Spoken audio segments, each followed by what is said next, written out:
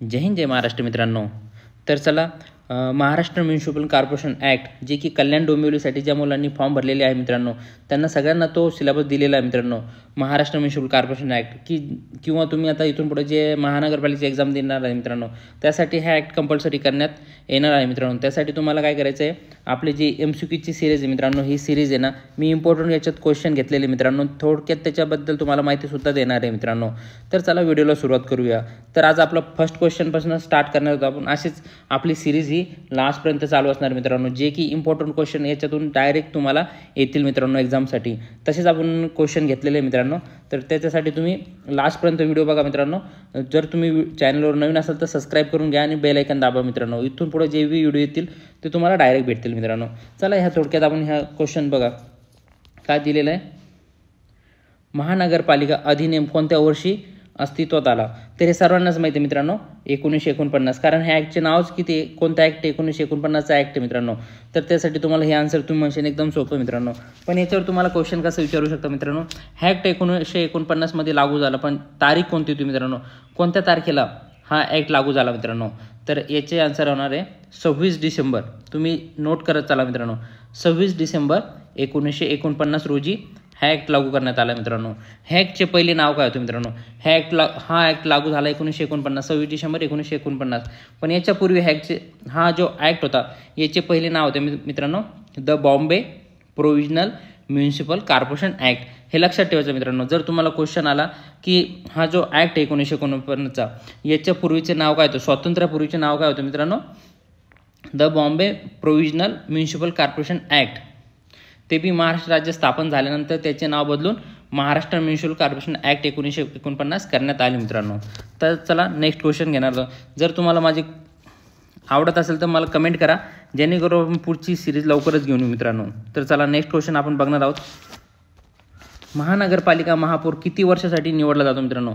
बघा, महानगरपालिका महापौर किती वर्षासाठी निवडला जातो मित्रांनो? 1 वर्ष. तर ते कसे निवडलं जातं ते आपण सुद्धा बघणार आहोत मित्रांनो.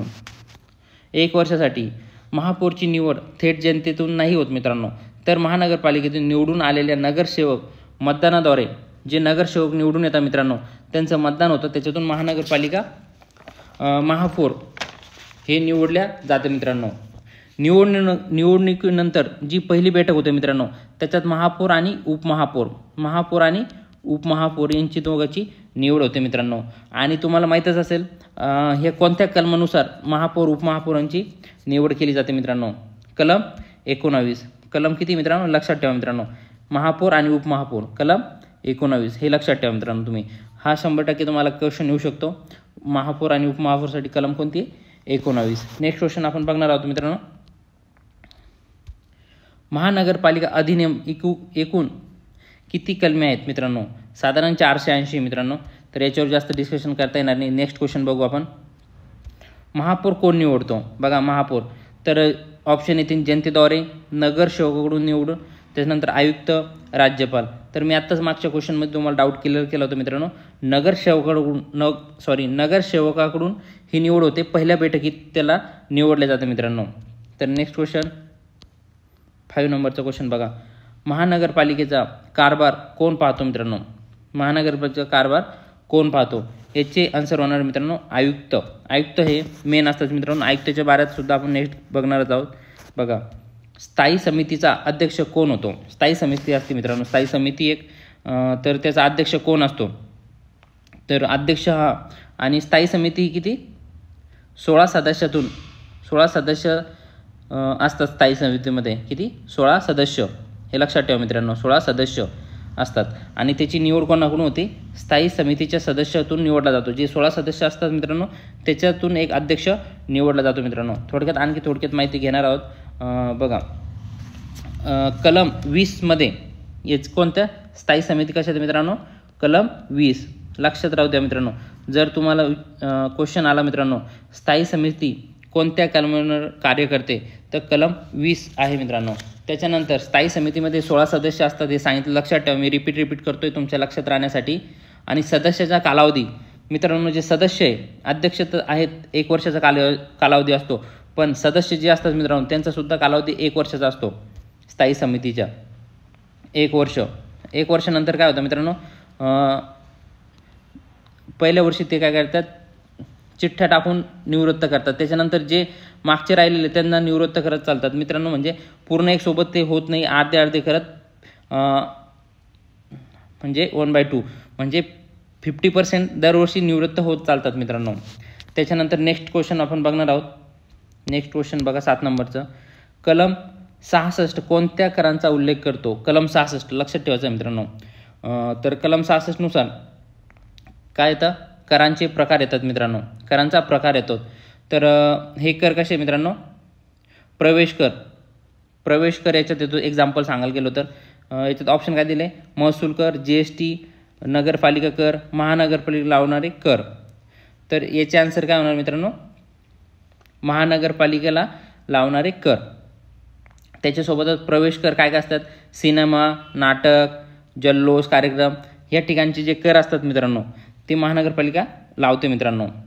त्याच्यानंतर नेक्स्ट क्वेश्चन आपण बघणार आहोत 8 नंबरचा. कलम 127 काय दर्शवतो मित्रांनो? तर 127 कलम कर वसुली संबंधी तरतुदी. लक्षात ठेवायचं 127 काय दर्शवतो, कर वसुली संबंधी तरतुदी मित्रांनो. आपण जास्त टाइमपास न करता तुम्हाला जे इम्पॉर्टंट माहिती ती मी देण्याचा प्रयत्न करणार आहे मित्रांनो. बघा कलम 61, हे बघा कलम 61 मध्ये कोणत्या प्रकारची कर्तव्ये दिली आहेत? ऑप्शन काय, ऐच्छिक, अनिवार्य, दोन्ही, काही नाही. ऐच्छिक म्हणजे जर करायची नाही करायची, पण अनिवार्य काय, कंपल्सरी असते मित्रांनो, म्हणजे बंधनकारक. याचे आन्सर होणार आहे बंधनकारक, अनिवार्य. हे लक्षात ठेवा. किंवा बंधनकारक येऊ शकतं किंवा अनिवार्य येऊ शकतं. याच्यात थोडक्यात आपण माहिती घेणार होतो. जसे की बघा मित्रांनो, ह्या करमध्ये काय काय येतं बघा, कलम 61 मध्ये लक्षात ठेवा. जसं की निवास व सार्वजनिक आरोग्य सुधारणा, स्वच्छता आणि कचरा हे महानगरपालिकेला करायचंच मित्रांनो. स्वच्छता आणि आरोग्य सुधारणा, स्वच्छता, पाणी पुरवठा करणं हे त्यांचं कामच आहे. त्यासाठी काय अनिवार्य आहे मित्रांनो महानगरपालिकेला हे काम करणे. त्यासाठी कलम 61 तुम्ही लक्षात ठेवायचे, अनिवार्य किंवा बंधनकारक. नेक्स्ट क्वेश्चन आपण बघणार आहोत. पालिकेचे अंदाजपत्रक कोण तयार करतो? तर बघा महापौर, स्थायी समिती, आयुक्त, उपमहापौर. त्याचे आन्सर होणार मित्रांनो आयुक्त. पण याचं सादर करणारा अधिकारी कोण असतो मित्रांनो? सादर करणारा अधिकारी असतो आयुक्त. आणि कोणत्या समितीकडे सादर होते मित्रांनो? कोणत्या समितीकडे? तर ही आयुक्त कोणाकडे करतो? स्थायी समितीकडे. हे लक्षात ठेवायचं मित्रांनो. आणि अंदाजपत्रक कधी कधी असतो मित्रांनो 1 एप्रिलपासून. जर आता फायनान्शियल इयर चालू होतो मित्रांनो 1 एप्रिलपासून ते 31 मार्चपर्यंत. हे लक्षात ठेवायचं मित्रांनो, मार्च. तर बघा आयुक्त करतो. आयुक्त काय करतो मित्रांनो? सादर करतो. पण कोणत्या समितीकडे करतो? स्थायी समितीकडं. हे लक्षात ठेवायचं मित्रांनो. जर तुम्हाला असा क्वेश्चन आला एक्झाममध्ये की आयुक्त हे अंदाजपत्रक कोणत्या समितीकडे सादर करतो, तर ती समिती आहे मित्रांनो स्थायी समिती. नेक्स्ट क्वेश्चन आपण बघणार आहोत आता. बघा नेक्स्ट क्वेश्चन, महानगरपालिका निवडणुका कोण घेतो? तर बघा महापौर, राज्य निवडणूक आयोग, आयुक्त, राज्यपाल. तुम्ही कमेंट करत चला मित्रांनो. याचे आन्सर होणार आहे राज्य निवडणूक आयोग. हे लक्षात ठेवा. नेक्स्ट क्वेश्चन आपण बघणार आहोत. बघा कलम 63 कोणत्या कर्तव्याचा उल्लेख करतो? तर कलम 61 कशासाठी होती मित्रांनो? आपण बघितली होती, अनिवार्य होती बघा. तर हा ऑप्शन कटलेला इथं. तर 63 अशा लक्षात ठेवायचे. एक बी कलम तुमच्या लक्षात असली तर इथं थोडंसं होतं बघा. इथं कर वसुली, पाणी पुरवठा आणि ऐच्छिक. त्याची आन्सर होणार आहे ऐच्छिक. ऐच्छिक म्हणजे तुम्हाला करू शकता किंवा नाही करू शकता महानगरपालिका. तर त्याच्यात काहीतरी एक्झाम्पल कलम 63, या कलमांतर्गत महानगरपालिकेला काही गोष्टी कराव्या लागत नाहीत, परंतु त्या केल्यास शहराच्या विकासात व नागरी सुविधा सुधारण्यास मदत होते. म्हणजे ते केल्या तरी नाही चालणार, पण महानगरपालिकेने त्या सुधारणा केल्या तर डेव्हलपमेंट होऊ शकतं मित्रांनो. तसं की एक्झाम्पल काय घेऊ शकतो आपण? संगीत, नाट्य, क्रीडा, जसे क्रीडाचं स्पोर्ट्सचं ग्राउंड असतं, सांस्कृतिक भवन, कार्यक्रम, त्यांना प्रोत्साहन देणे हे महानगरपालिका करू शकते. त्यांसाठी काय मित्रांनो अनिवार्य नाही आहे, ऐच्छिक आहे, त्यांच्या मनावर आहे. त्यासोबत माध्यमिक, उच्च माध्यमिक यांच्या संस्था स्थापन करणे हे बंधनकारक नाही, पण ते करू शकतात मित्रांनो, त्यांच्यावर ऐच्छिक आहे. त्याच्यानंतर स्वस्त दरात औषधे, उपचार हे ते करू शकतात मित्रांनो. जसे की कुठंतरी ग्राउंड वगैरे असतं तिथं पाण्याची टाकी बसवणे, असं भरपूर एक असतील, पण आणखी काहीतरी सोयीसुविधा देणे, त्यासाठी हे ऐच्छिक त्याला आपण म्हणू शकतो मित्रांनो. त्याच्यानंतर नेक्स्ट कलम आपण बघणार आहोत. नेक्स्ट क्वेश्चन, पालिकेचा आराखडा तयार करण्याचा अधिकार कोणाला आहे मित्रांनो? तर जे पालिकेचा आराखडा असतो मित्रांनो, ते कोण तयार करतं मित्रांनो? तर ते आयुक्त तयार करतात मित्रांनो. जे पालिकेचा आराखडा म्हणजे हे वार्षिकमध्ये काय काय काम होईल आणि महानगरपालिकेचे काय काय काम असतील, हे सगळं आराखडा कोण तयार करतो? आयुक्त मित्रांनो. त्याच्यानंतर नेक्स्ट क्वेश्चन आपण बघणार आहोत. हे बघा, महानगरपालिकेचे उत्पन्नाचे मुख्य स्रोत कोणते आहेत मित्रांनो? तर बघा, प्रॉपर्टी कर महानगरपालिका घेते, पाणीपट्टी, व्यावसायिक कर. तर GST वगैरे नाही आहे, GST सरकारला जाते, महसूल कर नाही आहे. तर हे प्रॉपर्टी कर, पाणीपट्टी, व्यावसायिक हे त्यांचे मुख्य स्रोत आहे मित्रांनो. तर नेक्स्ट क्वेश्चन आपण बघणार आहोत. 15, कलम 5 मध्ये काय नमूद आहे मित्रांनो? कलम 5 बरोबर. कलम 5 मध्ये काय नमूद आहे मित्रांनो? तर बघा, प्रभाग नियत रचना, निवडणूक प्रक्रिया, आयुक्ताची नेमणूक, कर्तव्याची सूची. तर बघा, कलम 5 मध्ये राज्य शासनाला अधिकार आहे की जेव्हा एखाद्या शहराची लोकसंख्या साधारणपणे 3 लाख किंवा 3 लाखापेक्षा जास्त 3 लाख किंवा 3 लाखापेक्षा जास्त अधिक असते, तेव्हा ते त्या शहराची महानगरपालिका स्थापन करू शकतात मित्रांनो. काय? महानगरपालिका स्थापन करू शकतात. मग याच्यात काय ऑप्शन आहे? निवडणूक प्रक्रिया सोडून द्या, आयुक्ताची नेमणूक, कर्तसूची, म्हणजे प्रभाग निहात रचना. तर कलम 5 हे याचा ऑप्शन ओके होणार आहे, प्रभाग निहाय रचना. तर नेक्स्ट क्वेश्चन आपण बघणार आहोत. उपमहापौर कोण निवडतो? तर मी तुम्हाला स्टार्टिंगच एक हे दिलं होतं बघा, महापौर आणि उपमहापौरसाठी कलम 19 हे लक्षात ठेवायचं होतं मित्रांनो तुम्हाला. आणि त्याच्यातच सोबत तर कोण? राज्य सरकार नगरसेवक. मी म्हटलं होतं पहिल्या बैठकीत हे कोण निवडतं? नगरसेवक जे असतात मित्रांनो बैठकीमध्ये, नगरसेवक. तर हे कोण निवडतं? उपमहापौर आणि उपमहापौर हे निवडतात मित्रांनो. 17 नंबरचा क्वेश्चन, पालिकेच्या सभागृहामध्ये कोण सदस्य असतात? जे पालिकेचे सदस्य असतात मित्रांनो, ते सर्व असतात कोण? नगरसेवक. तर नाही की सर्व अधिकारी, आयुक्त अधिकारी, स्थायी समिती सदस्य हे कोण असतात? नगरसेवक असतात मित्रांनो. नेक्स्ट क्वेश्चन आपण बघणार आहोत 18 नंबरचं, पालिकेच्या वतीने कायदेशीर कारवाई कोण करतो? तर बघा, महापौर करू शकतो का? कायदा सल्लागार, आयुक्त, राज्यपाल. तर कोण करतो मित्रांनो? याचे आन्सर मी तुम्हाला सांगणार नाही, तुम्ही नेक्स्ट व्हिडिओमध्ये मी सांगणार आहे तुम्हाला याचे आन्सर काय असणार आहे, पण तुम्ही त्याच्या पहिले कमेंट करा मित्रांनो 18 नंबरचा क्वेश्चनचे आन्सर. तर तुम्ही इथपर्यंत बघितलं असेल तर तुम्हाला प्लीज रिक्वेस्ट आहे मित्रांनो, प्लीज चॅनल लाईक आणि सबस्क्राईब करून घ्या मित्रांनो. चला नेक्स्ट क्वेश्चन आपण बघणार आहोत.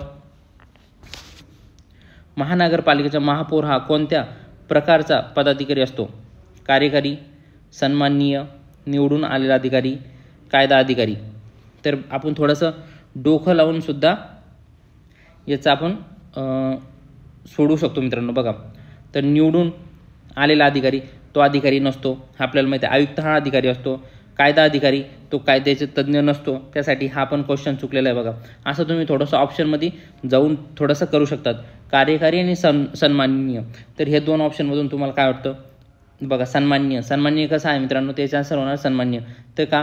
कारण सगळे नगरसेवक त्याला सन्मान देऊन त्याला निवडण्यात येतो मित्रांनो. त्यासाठी त्याला सन्माननीय आपण थोडंसं नॉलेज घेऊन डोक्याचा वापर करून हे क्वेश्चनचं सॉल्व्ह करू शकतो मित्रांनो. तर चला नेक्स्ट क्वेश्चन आपण बघणार आहोत. कलम 105 काय दर्शवतो? आयुक्ताचे कर्तव्य, तक्रारीचे निरसन, भांडणाचे निवारण, राजीनाम्याची प्रक्रिया. तर बघा, कलम 20 आयुक्ताचे अधिकार व कर्तव्य. कलम 105 नुसार महानगरपालिकेचे आयुक्त हे पालिकेचे मुख्य प्रशासकीय असून त्यांच्याकडे नियोजन, अंमलबजावणी व प्रशासकीय प्रमुख जबाबदारी असते. पालिकेच्या सर्व विभागावर नियंत्रण कोण ठेवतो मित्रांनो? आयुक्त. त्यासोबत सार्वजनिक कामांचे नियोजन व अंमलबजावणी, जसे की सार्वजनिक कामांची अंमलबजावणी कोण करतं मित्रांनो? आयुक्त. तर बघा, याचं आन्सर असणार मित्रांनो आयुक्ताचे कर्तव्य. तर काय कर्तव्य आहे त्याचे? सार्वजनिक कामांचे नियोजन करणे. जसे की एक्झाम्पल, रस्ते कुठं खराब झाले असतील किंवा पाणी पुरवठा कुठं होत नसेल किंवा स्वच्छता काहीतरी बाकी असेल, हे सगळं आयुक्ताचे कर्तव्य आहे मित्रांनो. ते कसं दिलेले 105 कलममध्ये. तर आपण आतापर्यंत 20 क्वेश्चन घेतलेले मित्रांनो. मी डेली असेच 20-20 क्वेश्चन तुमचे घेणार आहे आणि तुमचे डाऊट क्लिअर करणार आहे. जर तुम्हाला याच्यात काही डाऊट असेल तर प्लीज चॅनलला आपल्या कमेंट बॉक्समध्ये कमेंट करा मित्रांनो. जर तुम्हाला माझा व्हिडिओ आवडला असेल तर मी नेक्स्ट व्हिडिओ बनवावे यासाठी तुम्ही मला कमेंट करा मित्रांनो नेक्स्ट व्हिडिओ म्हणून. तर मी नेक्स्ट व्हिडिओ बनवणार आहे, तर याच्यावरच रिव्ह्यू घेणार आहे. जर तुम्हाला माझी भाषा आवडत असेल किंवा मी सांगतो जे पटत असेल त्यासाठी तुम्ही आत्ताच चॅनल लाईक आणि सबस्क्राईब करा आणि कमेंट करा. तर नेक्स्ट आपण डेली 20-20 क्वेश्चन आणि त्याच्यावरचे थोडंसं तुम्हाला जी माहिती असेल मी सांगण्याचा प्रयत्न करणार आहे मित्रांनो. त्यासाठी तुम्हाला काय करायचं आहे, तुम्ही कमेंट करा आणि लाईक सबस्क्राईब करा मित्रांनो. थँक्यू मित्रांनो. नेक्स्ट पार्ट आपण उद्या घेऊन येऊ. जर तुमच्या कमेंट चांगल्या आल्या तर मी नेक्स्ट पार्ट आणणार आहे, नाहीतर अन्यथा आणणार नाही आहे मित्रांनो. थँक्यू मित्रांनो. जय हिंद, जय महाराष्ट्र मित्रांनो.